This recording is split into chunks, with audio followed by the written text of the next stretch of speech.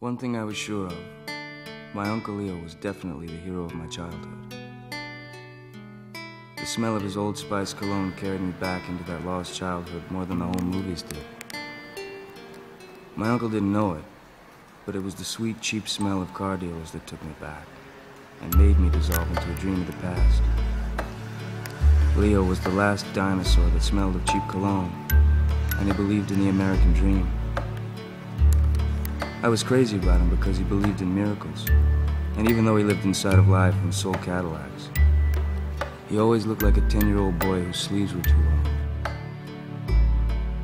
When I was 10, Leo gave me this great movie camera, and my mother always hoped I'd become the next Milton Berle. But dreams about houses and cars and fresh-cut lawns aren't dreams when they become real. And somehow, I understood what my mother meant by Good Morning Columbus. And even if my mother didn't like what I was doing with my life, I think she'd understand me. When I was 11, I got this really weird earache that wouldn't go away. I went to about 100 doctors, but none of them could help me. So what Leo did was, he went into Mexico and brought back this fat lady witch doctor who did some mumbo-jumbo and fixed me right up.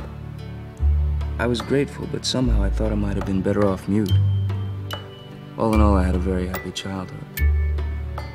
My father was a border guard who spent most of his life trying to keep people from crossing lines. Every night for 15 years, he'd go out and smooth down the road between Mexico and Arizona. And every morning, he'd be out there looking for footprints in the dirt. But my father always said that work was like a hat you put on your head. And even if you didn't have pants, you didn't have to walk down the street ashamed of your ass, as long as you had a hat.